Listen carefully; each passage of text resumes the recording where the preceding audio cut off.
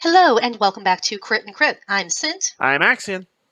and we are resuming our playthrough of Final Fantasy V and our discussion of Harry Potter and the Order of the Phoenix. So last time we had a fairly streamlined recap, and we're going to start getting into the meat of some of the greater themes and motifs that we will see running throughout the story, starting off with the concept of, well, justice. More relevant in this one than some of the others, even though it has come up quite a bit before, particularly in reference to characters such as Hagrid and Sirius, who, as we've seen, basically had their lives ruined due to a false accusation that they were unable to disprove. In Harry's case, it's not exactly a false accusation, but it is one without proper context. We recall back in the Chamber of Secrets that Harry was threatened with expulsion due to magic being used in his location when he is not of age and is in a Muggle area. We know that then he did not do it. It was Dobby the House Elf doing it, specifically to try and get Harry in trouble, because Dobby wanted Harry Potter to survive the school year. Dobby needs to stop helping, but... So Harry has already... that is a long list of reasons yeah. Dobby needs to stop helping. Yep. Hashtag helping. But yes, Harry has already been on the receiving end of a false accusation that, if somebody had checked his wand, they would know it did not perform the hover charm, but, no one did that. They just said, here's a letter, don't do it again. And, well, we know Hagrid was expelled from Hogwarts on charges of basically murder, which he did not commit. That was Tom Riddle, who was honored for catching the culprit, because who is going to disbelieve this kid with the perfect reputation? Which I really wonder how he was able to maintain that reputation, considering we know he was an outright sociopath from everything we've seen about him as a student. He was just really good at putting on that public face, and apparently no one who knew him. Yeah. That is apparently something that is extremely common among certain kinds of people with sociopathic tendencies, is they get to be good at putting on a mask of the expected behaviors that society wants of them, and they can often be seen as very charming and very influential and charismatic. True, which he definitely was, considering he led a mass genocidal movement. But yeah, there you go. We also almost saw Ginny in that same situation of being held responsible for these things that she was not in control of herself during, since she was, possessed by Voldemort at the time.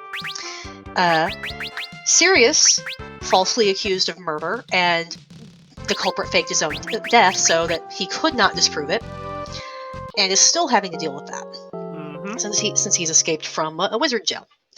Now we have Harry. Is sent a notice of his expulsion from Hogwarts because he cast a Patronus charm in defense of himself and his cousin. So, magical secrecy, a little bit broken, though in front of a Muggle who already knew about magic. Self-defense is, in most situations, going to be an adequate excuse for behavior such as this. And that is why Harry is told do not surrender his wand when Mr. Weasley gets word of this. So there's a whole bunch of owls flying through Dursley's house, which they do not care for. But yeah, they almost throw him out, except there's a howler that arrives from Dumbledore to Aunt Petunia, basically telling her to remember the last thing Dumbledore told her. Which, we don't know specifics on that, but we do learn later that Harry has to stay at the Dursley's house to maintain some degree of protection from Voldemort. Because mother's bloodline, ancient magic, yada yada yada. So, this brings us to Harry's trial. As mentioned, we last saw that full wizard council assembled in the hearings for former Death Eaters. They're holding this for a 15-year-old kid who cast a spell in self-defense that does not actually do anything to a living person, except I think make flashy lights and noise at them. Imagine being a teenager who's got your learner's permit, you kind of roll through a stop sign because you're not great at the brakes and so on yet. Nothing goes wrong, nothing's hurt, but you have to go to traffic court, and there's a full jury of stern, angry people who are already arrayed to hate you with an agenda about this child shall go to jail, go straight to jail, do not pass go. How horrifying would that be when you're back against the wall, fate worse than death for you and a relative, even if it's a relative you don't really care for, as it is in Harry's situation, and they're set to ruin your life because you dared to survive. Worse, Cornelius Fudge is there himself, so this basically means the leader of your country is staring you down with a bunch of other very important people standing right nearby and not really giving you a chance to fully explain yourself. And constantly interrupting when you do try to speak and telling you you're being rude. Yep, when you protest, there were Dementors. We had full control over the Dementors. Why would there be Dementors there? As we later turn out, because Umbridge sent them there because she doesn't like the Harry's undermining minister. Yep. I don't think Fudge even knew that. He didn't. She went over his head, basically. Yep. So, yeah. It was for the greater good. Yeah, just like all the murders in Hot Fuzz. We should watch that again sometime. It's been a while. It has been a while. But yeah, so worse, you have someone on the council to decide your fate who actively rigged the situation that caused you to be there in the first place. We have investigated ourselves and found no evidence of wrongdoing. I have gotten absolutely, utterly sick and tired of that particular phrase. You and me both. But I can't think of a more applicable phrase for the situation Harry's trial. It's perfectly personal. Yep. So, Harry does actually have a few sympathetic people on the council, including Madame Bones, who is actually most impressed that he was able to produce, as she put it, a corporeal Patronus. It actually looks like something. Yes, it's a stag. It's always a stag. Always? You've done this before? Yes, Professor Lupin taught me because there were Dementors at Hogwarts before and we had a problem with them. So, yeah. She is one of the few voices that is already in favor of him before Dumbledore shows up to fix things. So, this sends a few messages. One, if you are politically inconvenient, the justice system is not going to work for you. Two, if you do not have friends in very high places, the justice system is not going to work for you. Because Harry could have, under Truth Serum, correctly said, I cast this spell because I was going to die if I didn't, or worse than die if I didn't. That was never brought up, which is interesting considering how freely Umbridge decided to use Veritaserum later. They just wanted an excuse to expel this kid. Yep. And they almost got it, except Dumbledore showed up at the very last minute, reminded them of a bunch of things, and held them to actually, doing their jobs, and not trying to terrify, traumatize, and ruin the life of a 15-year-old child. Yep. And I believe it. I'm willing to say that if it had been anyone other than Dumbledore, like if they'd allowed Mr. Weasley to go in with him as his representative instead of telling him it's only for Harry Potter, you stay out. Even if Weasley had responded in the same way as Dumbledore and tried to remind them of all of these rules and policies,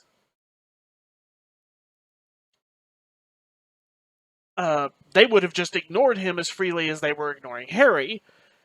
The only reason that Harry's defenses worked is because it came from somebody that people on the basically jury still respected, in that being Dumbledore. It's actually even worse than that, because you recall why Dumbledore was late? Because they moved the location of the meeting and didn't tell anyone. At the very last minute, meaning Harry almost missed his own hearing because they moved basically the day of the hearing. They moved the hearing to be about 2 or 3 hours earlier than they had told him before. It's only because Mr. Weasley took Harry to work with him at all that Harry was able to make the hearing about 5 minutes late. So, yeah, basically before they were about to call the whole thing off and declare him automatically guilty for no show. Yep. So this was never intended to be a fair trial. This was intended to be a rigged from the start gotcha to punish a politically inconvenient opponent who was not able to defend himself, even though all of the facts of the situation showed Harry was in the moral right. The truth had no bearing on Fudge's prejudgment. Because it He was the wasn't. minister. He wanted this kid to stop making him look bad. Yep, it's not about truth. It's about what they want done and how they It's want about people. optics. Yep, it's about optics and about how they want people to behave and believe. And all Harry did to earn this ire was to say, I saw Voldemort return. I watched him kill Cedric Diggory. Why won't you believe me? And it's because, well, having a disaster like that on my watch would make me look like I can't protect people. So, to make myself continue to look like I can protect people, I'm going to do absolutely nothing to protect people from this horrible threat. I'm going to pretend it's not there. If I don't acknowledge it, it's not happening. If we don't talk about it, it's not happening. And you can continue trusting me, even though I'm actively lying to you.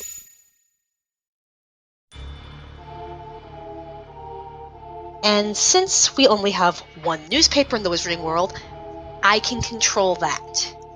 I can make sure that nobody prints anything praising your viewpoint or even sharing your viewpoint. I can make you into a laughingstock. Because the biggest threat to my political career is a 15-year-old child telling the truth. How messed up is that? So, sending Umbridge... Not too different from certain things going on in the real world. Yep. Sending Umbridge to Hogwarts only makes this worse as the Inquisitorial Squad becomes a thing. We also have issues with prefects, which I think we have noted to talk about as a later topic, so we'll get to that later. Mm-hmm. So I'm going to focus more on the Inquisitorial Squad, helping her root out troublemakers and make sure that school is going well. Because, anything that she could see as a threat, anything that she could potentially imagine as a threat, can't happen. She went full HUAC. For those who are not familiar, that is the House Un-American Activities Committee, also probably better known by the pejorative McCarthyism, where basically I make an accusation and it's true because I say it's true, and I'm going to keep saying it until something happens. You don't have to be guilty, I just have to not like you. So, yeah. That's the system she sets up, putting out all sorts of arbitrary rules banning all sorts of random things as they come up. And yeah, she's basically allowed to run unchecked because they can't really oppose the minister. Which leads to the practice of malicious compliance.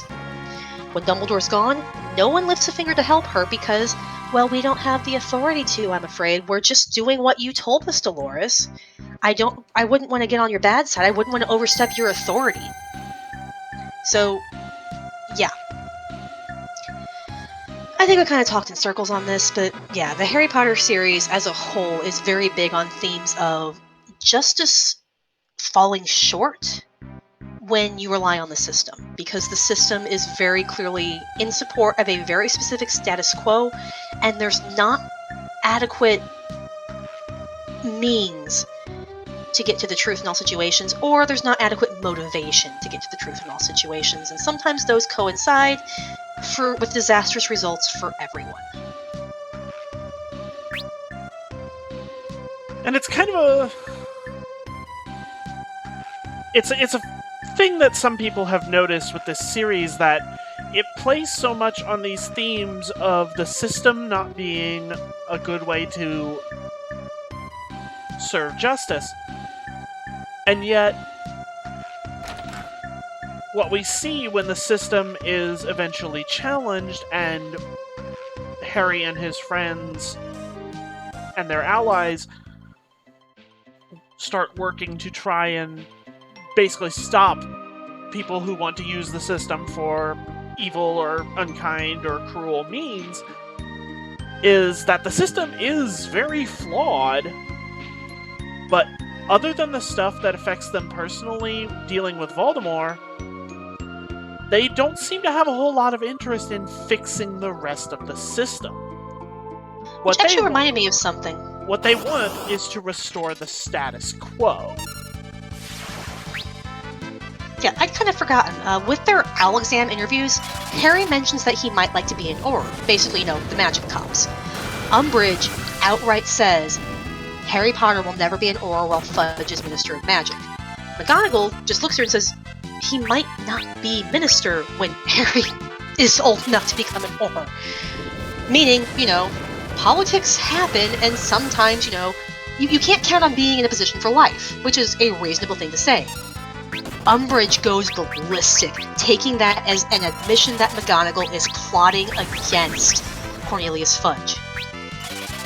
Because any opposition to what I like and my comfort zone is an attack. Because Umbridge is a well-adjusted middle-aged adult. Good boy. I mean, let's call a spade a spade. If Voldemort is magic Hitler, Umbridge is magic Margaret Thatcher.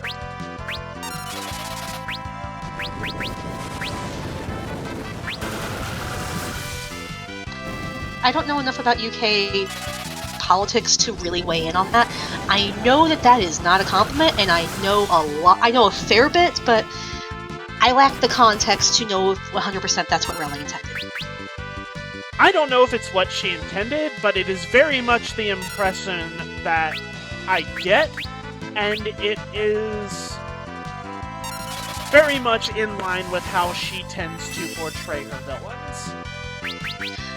I'll agree to that. But yeah, I don't think that's a bad comparison, though I do want to give the caveat that we kind of lack the cultural background to weigh in as fully as a Brit who grew up with that would know. That's all. Yep, I will say, if there's anyone who feels that is an inaccurate comparison, feel free to say so in the comments. But I personally think it's not an inappropriate comparison. Imagine Margaret Thatcher that has a pink office covered in cat pictures.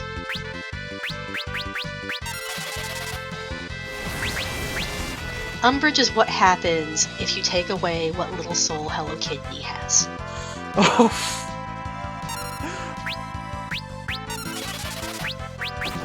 You remember how all of her aesthetic was described? She has that Lisa Frank nightmare pastel pinks everywhere. Look at all my pretty kitty pictures. Office. So you know it's Doesn't she also have a really annoying tiny dog, or is that just in the movies? I don't recall that, but basically, if you get called into her office for questioning, you get to go into Grandma's living room from hell.